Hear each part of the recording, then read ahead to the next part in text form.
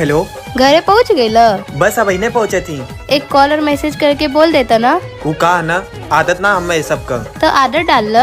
अच्छा baby sorry, अब हम कह देब कॉल। हाँ ये भइल ना बात। वैसे अच्छा लगल हमके। का अच्छा लागल? अच्छा लागेला हमरा कि तू हमारा पे हक जतावे लो। तू हमार हव तो हक का पड़ोसी पर जताई? अरे ना बिल्कुल नहीं, तो हार हक बा।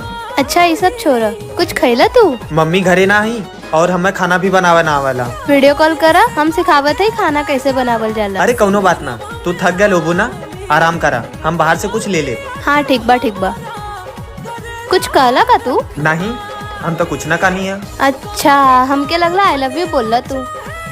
I love you. हाँ तो हमके बोला के परेला, तू खुद से ना बोल सकेला? हम तो उसे बहुत प्यार करीला जान। हर एक मुस्कान हमारे सोना